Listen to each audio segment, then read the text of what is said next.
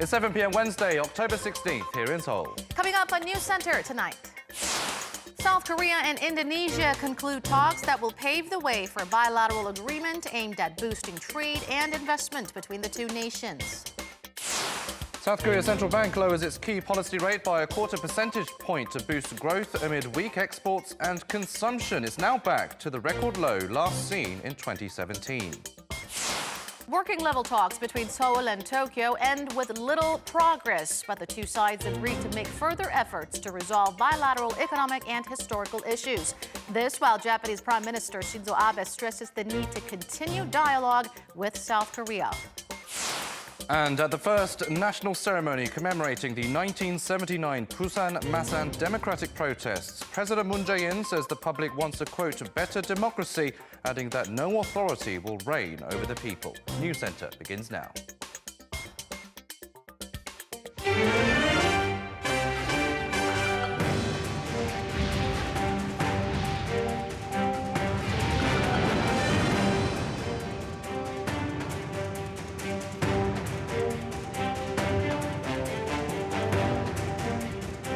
Good evening and welcome to Arirang News Center, coming to you live from Seoul. I'm Noah. And I'm Han-Dan. Thanks for joining us. South Korea and Indonesia have reached a preliminary deal that would eliminate tariffs on virtually all products they trade in. It covers goods such as steel and car parts, as well as services like tech research. This is expected to give a major boost to President Moon's push for his new Southern policy, which partly aims to reduce Korea's trade dependency on the US and China by expanding cooperative ties with Southeast Asian nations. Yoon Jung-min has our top story. South Korea and Indonesia agreed on Wednesday in Jakarta to bolster economic cooperation ranging from goods, service to investments. South Korean Trade Minister Yoo Myung-hee and her Indonesian counterpart Enggartiasta Lukita announced that they have practically reached an agreement for a comprehensive economic partnership. Under the agreement, South Korea will lift tariffs on nearly 96% of the items it buys from Indonesia, a scope that covers 97% of the value it currently imports. Indonesia, for its part, will abolish tariffs on 93% of Korean goods, or 97% of the amount it now buys. In particular, tariffs imposed on major South Korean goods, including steel and car parts, will be eliminated as soon as the agreement takes effect. However, agricultural products will be exempt. The Trade Ministry said Korea will immediately or in phases lift tariffs on Indonesian diesel, bunker sea oil, beer, and more. Korean exporters will also benefit from simpler rules on specifying the origins of their products. In the service sector, both countries agreed to give more favorable conditions to online game companies, wholesalers, retailers, and construction companies. In those industries, Indonesia says it will ease limits on foreign investment. Also, there will be more exchanges between researchers developing software and robots, as well as more R&D projects. A final version of the deal is expected within this year to take effect at a later date. The deal is part of South Korean President Moon Jae-in's new Southern policy with Indonesia, which is the second largest trader in ASEAN and has a population of nearly 270 million people. The two sides resumed their talks after Indonesian President Joko Widodo visited Seoul last September. Yoon Jung-min, Arirang News. As widely expected, Korea's central bank has lowered its key interest rate at its Monetary Policy Board meeting today, aiming to revitalize the nation's sluggish domestic economy. The rate is now back to the record low level last seen in 2017. Our Kim Hae-sung at the BOK for us. The Bank of Korea on Wednesday cut its benchmark interest rate to 1.25% to support the domestic economy. That's the same as its all-time low rate last seen between June 2016 and November 2017. The decision follows a rate cut in July and a rate freeze in August. The BOK chief said slowing global growth and the U.S.-China trade dispute are affecting domestic growth. Investment remains sluggish, while consumption growth is weak. Exports fell sharply on slowing global economic growth. We forecast domestic growth to fall below July's outlook on current global economic growth trends, global trade, and geopolitical risks. The central bank had forecast local economy to grow by 2.2% in 2019 back in July. That's already down from its previous forecast of 2.6% in January, 2.5% in April. Exports, which account for about half of Korea's GDP, dropped near 12% on year in September, falling for the 10th consecutive month on slowing global trade and falling chip exports. Korea's consumer price index fell 0.4% on year in September, way below the central bank's 2% target. Inflation's been hovering at around 0% recently on seasonal effects due to lower agricultural product prices this year. But it also comes from the demand side, and consumer demand is unlikely to rebound soon as economic growth is slowing down. This pressured the bank to cut rates to prevent a fall into a prolonged stage of low consumer prices. With the benchmark interest rate lowered by 25 basis points this month, commercial banks' deposit interest rates and lending rates are expected to follow suit. In making its future monetary policy decisions, the Bank of Korea says it'll analyze the effect of the two latest rate cuts on the local economy, monitor the U.S.-China trade dispute, and global economic data. Kim Hae-sung, Arirang News. While efforts continue to revamp Korea's slowing economy, the International Monetary Fund gave a gloomy outlook for Korea's economic growth, lowering this year's growth rate to 2%. The IMF also cut its forecast for global growth this year to 3% amid prolonging trade tensions. Our Lee Min-sun tells us more. The IMF has downgraded its 2019 global economic growth outlook amid the worsening economic slowdown. In its World Economic Outlook report released on Tuesday, the IMF forecasts the global economy will grow 3% this year, down from its previous forecast of 3.3% that was made in April. It's the IMF's lowest projection since the 2008 global financial crisis. The report says the latest adjustments were made due to the risk factors such as trade tensions, geopolitical tensions like Brexit, and worsening financial sentiment. The IMF's chief economist called on policymakers to take actions to counter risk to growth and to boost economic activity. To rejuvenate growth, policymakers must undo the trade barriers put in place with durable agreements, rein in geopolitical tensions, and reduce domestic policy uncertainty. Such actions can help boost confidence and reinvigorate investment, manufacturing, and global trade. Global economic growth for next year was also lowered to 3.4%. Next year's growth is expected to rise from this year's forecast, driven by positive recovery signs from emerging economies like Brazil, Mexico, and Russia. The IMF's economic growth outlook for South Korea in 2019 was also significantly downgraded to 2% from the previous 2.6%. Internally increasing labour costs are burdening the economy, and external economic conditions are also deteriorating. These have brought down the overall economic growth rate. So far, the Korean economy has achieved economic growth rates of around 3%, but the actual economic crisis seems to be progressing, and growth rates could collapse below the 2% level. South Korea was one key Asian economy to face a large downgrade adjustment due to the ripple effect of China's economic slowdown and Beijing's trade conflict with the U.S. The IMF also said tougher trade regulations between South Korea and Japan have strengthened uncertainty in trade policy and barriers and warned of negative impacts on both countries and the region's supply chain. Lee Min-sun, Arirang News. Amid Korea's slumping domestic economy, the employment figures for September showed a brighter picture for job seekers for the second month in a row. But the number of employed people in their 30s and 40s continues to decline. Our Hong Yu has the numbers. The employment rate last month was the highest for the month of September in 23 years.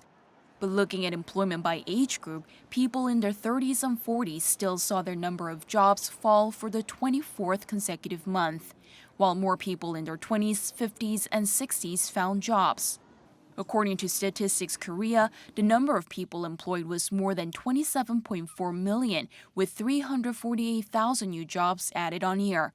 But looking at employment by industry, the manufacturing sector continued to see job creation fall for the 18th consecutive month, down 111,000 jobs on year.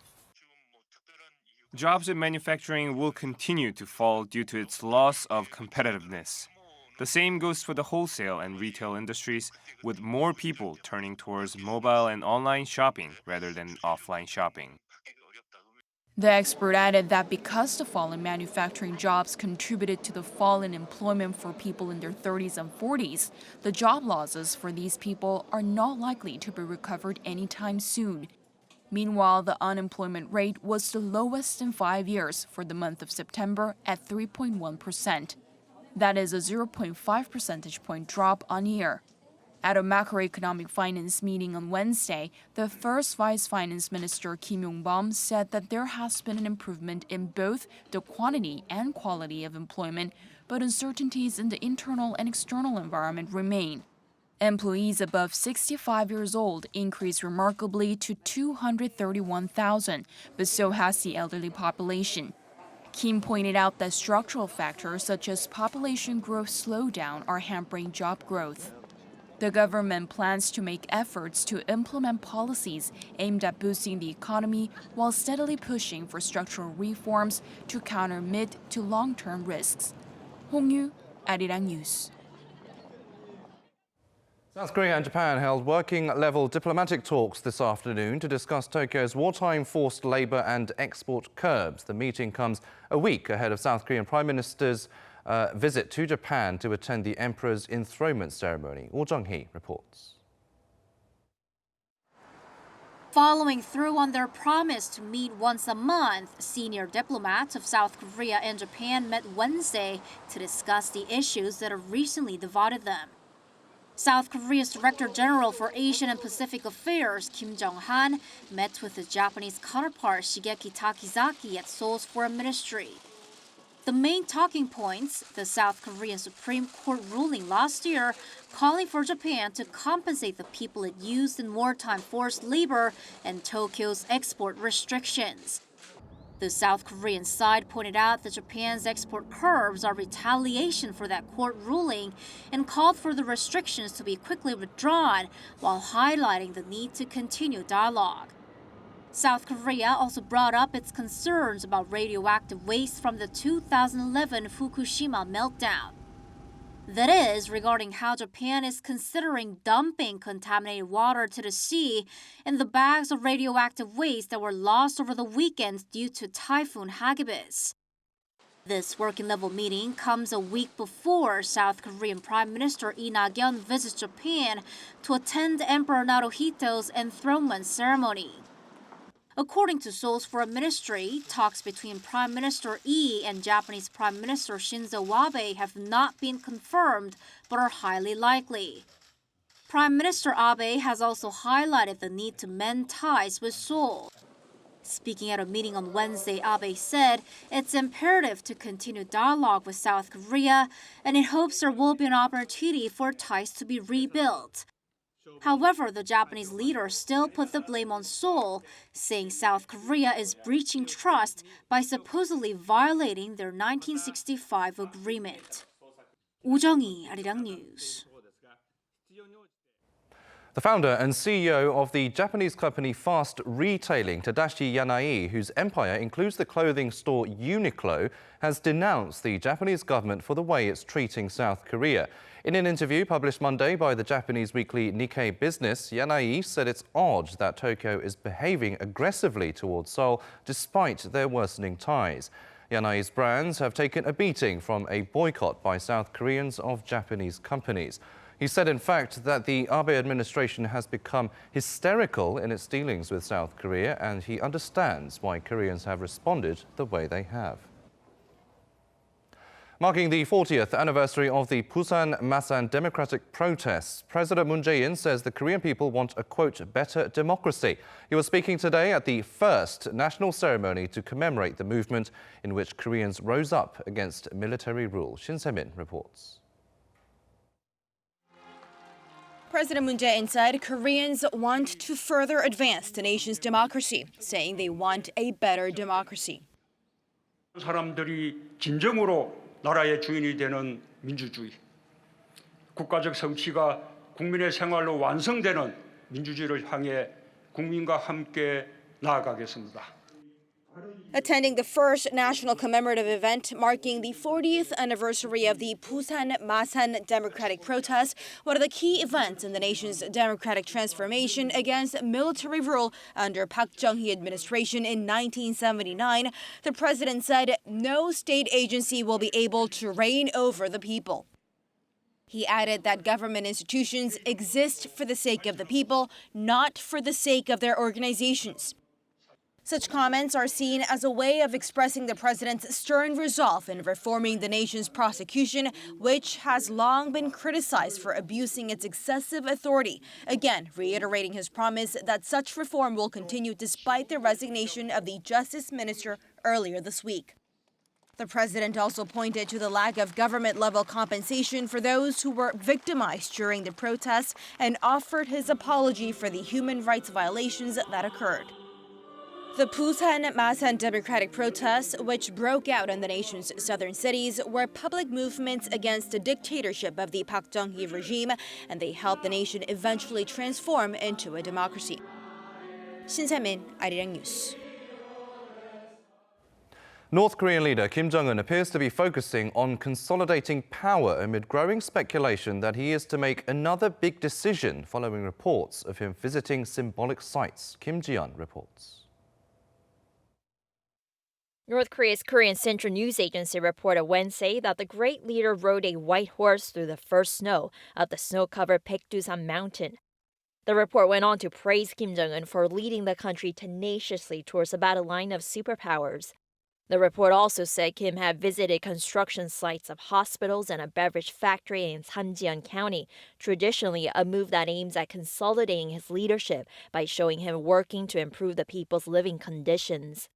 The visits are also kindling anticipation as these two places were frequented by Kim ahead of grand political or diplomatic decisions. So already there's growing speculation on whether another big decision might be coming in terms of denuclearization or on the country's economic development. The report also slammed sanctions placed on the regime, blaming hostile forces that praise the U.S. for the hardships the country faces and called for greater self-reliance efforts to weather through the difficulty. It said the pain inflicted upon the people is no longer pain, but anger. Kim's previous visit to Baekdusan Mountain was in December 2017, before the interKorean talks were held the following year. He also visited the place in November of 2014, just before the end of the 3-year mourning period for his late father, as well as in February of 2013 before the execution of his uncle Chang Sung-taek. His last visit to Samjeon was in April this year, following the breakdown of denuclearization talks held between Kim and U.S. President Donald Trump in Hanoi. The timing of his recent visit comes after a breakdown in Pyeongyang, Washington working-level denuclearization talks held in Sweden earlier this month, suggesting the North may be trying to focus on consolidating power rather than rushing into another round of talks. Kim Ji-yeon, Arirang News. Football fans and media outlets could not watch the historic interKorean World Cup qualifier in Pyeongyang last night, which resulted in a goalless draw in an almost empty stadium. While the North promised to give a DVD of the footage to the South Korean side after the game, the Swedish ambassador to North Korea has released a glimpse of the historic match on Twitter. Kang Young-woo reports. Nobody in South Korea has seen the full match footage of the interKorean World Cup qualifier in Pyeongyang, but the Swedish ambassador to North Korea has tweeted some short clips of the players lining up for each other's national anthem. Posting the video footage after the match, Ambassador Joachim Bergstrom said it was a hopeful and historic moment when the South Korean anthem was played at the Kim Il-sung Stadium in Pyeongyang. Another video released by the Swedish ambassador showed some of the South and North Korean players getting into what appears to be a scuffle. South Korea's captain and Tottenham Hotspur's star forward Son Heung-min was seen trying to calm down the North Korean players. Regarding this video footage, Ambassador Bergstrom said emotions run high at times as the two Koreas meet in a FIFA qualification match, but the audience is sparse. Pyongyang kept the stands empty with no crowd at the match venue, which had been expected to be full of tens of thousands of North Korean fans. The regime also denied access to any fans or reporters from the south and did not even allow foreign media or tourists to watch the match. One of the few officials who attended the match, FIFA President Gianni Infantino, later expressed disappointment. He said he was let down to see no fans in the stadium and was surprised by issues regarding the live broadcast and problems with access for foreign journalists. The reasons for keeping the Kim Il-sung Stadium empty are still unknown. After leaving Pyongyang on Wednesday to catch a connecting flight from Beijing, the South Korean men's national football team will go their separate ways, with some members arriving back at Incheon International Airport early Thursday. Kang-young-woo, Arirang News. A senior U.S. defense official says Washington's sanctions on North Korea are intended to encourage the regime to engage in dialogue with a mindset aimed at finding solutions. Ji-young tells us more. U.S. Assistant Secretary of Defense for Indo-Pacific Security Affairs Randall Shriver said U.S. sanctions on North Korea are mostly intended to encourage dialogue in a way that ensures productive discussions. Speaking at the Jamestown Foundation's annual China Defense and Security Conference on Tuesday, Shriver stressed the importance of all countries that are able to enforce sanctions on the North. We've been doing our part to try to maintain pressure on Pyongyang through the enforcement of sanctions so that they will come to the table with a particular mindset where they want to be productive, where they want to reach solutions with us. He also noted how China has shown some slippage in its enforcement of sanctions.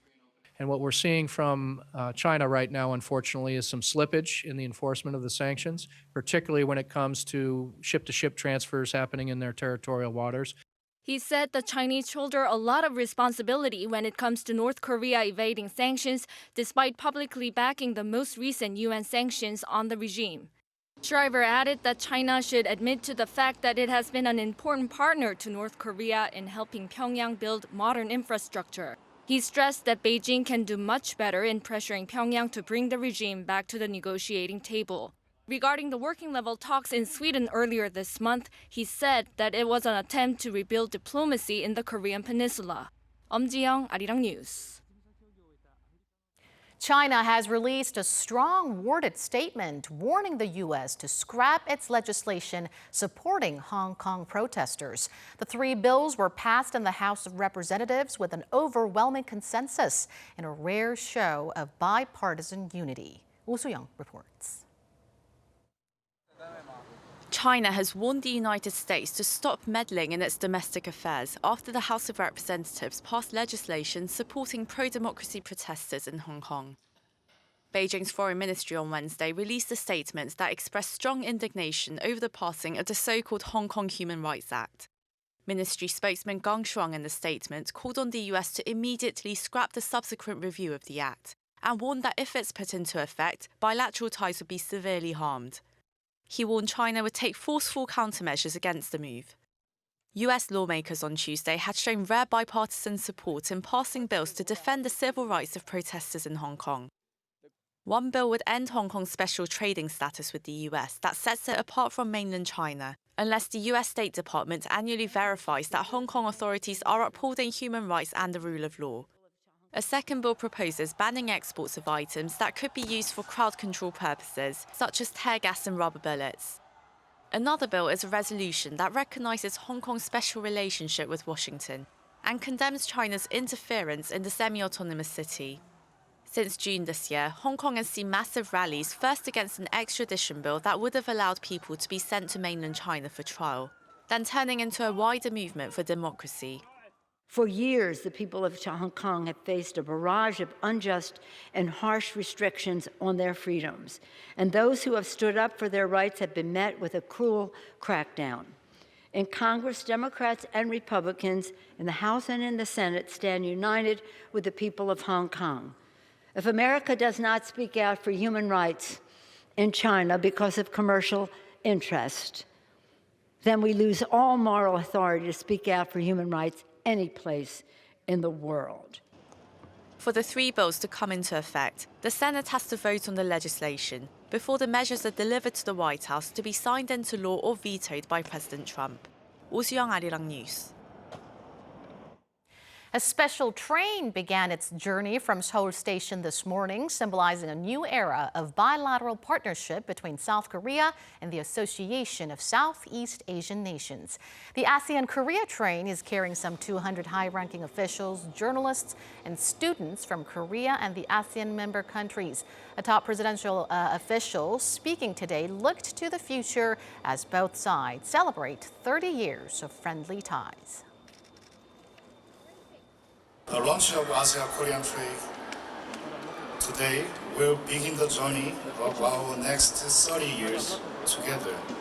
Like a train in motion, our partnership will be full of energy and forward-looking. There's just over a month left until the South Korea ASEAN Special Summit, the largest international gathering under the current Moon administration. The train has arrived at the southern port city of Busan, where the summit will take place. It'll also stop in Gyeongju, Suncheon, and Gwangju before returning to Seoul on Friday. The city of Incheon is hosting a business forum and trade fair aimed at fostering closer economic ties between South Korea and China, especially in e-commerce. It's the fourth In-China Forum organized by the Incheon city government and the Chinese embassy. And around 400 business representatives and scholars are attending to boost exchanges between the private and public sectors. In a keynote speech, Incheon Mayor Park Nam-chun stressed that Incheon has an important role to play in achieving that goal. Since the signing of the South Korea-China FTA in 2015, Incheon has been leading bilateral exchanges by providing platforms like the In-China Forum that help enterprises to network and create a future-oriented e-commerce ecosystem. It will maintain these efforts by continuing to host the forum in the coming years. The three-day forum runs through Thursday. The former commander of U.S. forces Korea has said the South Korean government faces a big dilemma in maintaining a balance between pursuing a self-reliant defense posture and increasing cooperation with its ally, the U.S. General Vincent Brooks was speaking at a seminar in Seoul hosted by the Association of the Republic of Korea Army. He said although the process of transferring wartime operational control from Washington to Seoul is in motion, South Korea should not neglect the values associated with the alliance. Brooks added the American forces stationed in the region are being scaled down, but they're also being improved through specialization. South Korean researchers have discovered a way to replace the electrode materials local companies have been sourcing from Japan. Researchers at the Korea Institute of Industrial Technology say they've developed a process for transparent electrodes using lasers to raise their electrical conductivity. Korean firms until now have had Japan process these materials, which are often used in making flexible displays. The Labour Union of Seoul Metro has called off a three-day strike after reaching a deal with the subway operator's management. The two sides agreed on a 1.8% wage increase for this year and will ask the Seoul City government to increase the number of safety staff. An agreement to abolish a wage peak system was not reached, but they agreed to hold further discussions on that issue. With the strike cancelled, subway trains are expected to run normally this week. South Korea is the global frontrunner in 5G network adoption. Local telecom firms are reporting that the country has reached an estimated 3 million 5G subscribers, which accounts for a whopping 85% of the world total. South Korea's 3 mobile carriers are also working to expand their 5G roaming services worldwide to spread the use of the faster mobile network. South Korea became the world's first country to launch 5G commercial services in April.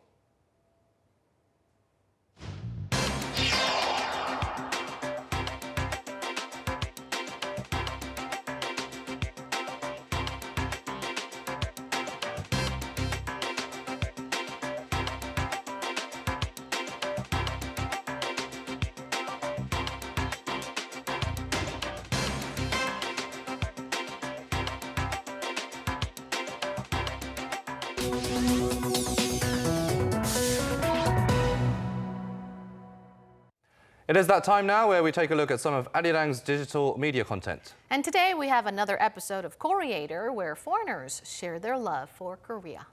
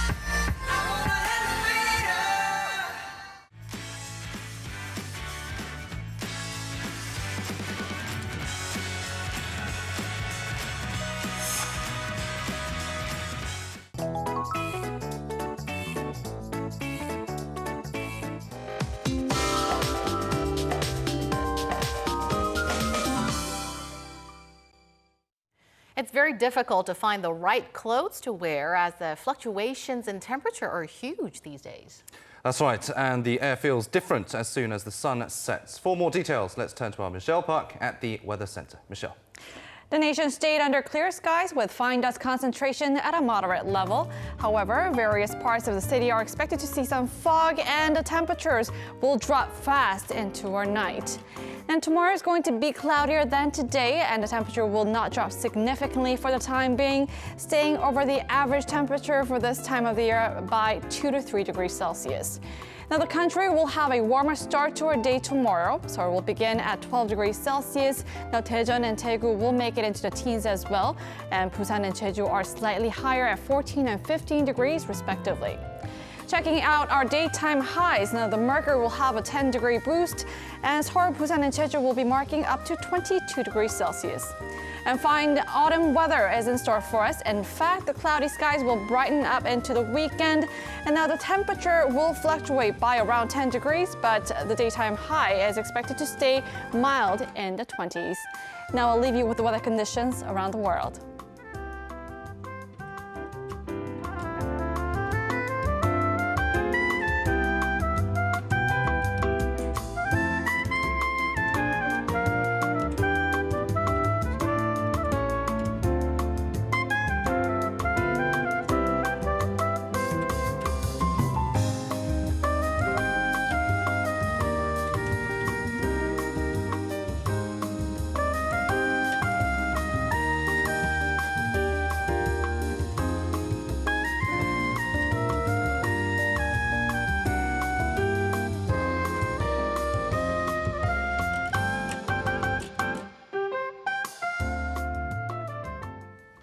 Okay, that will do it for today's Arirang News Center. Thank you, as always, for watching.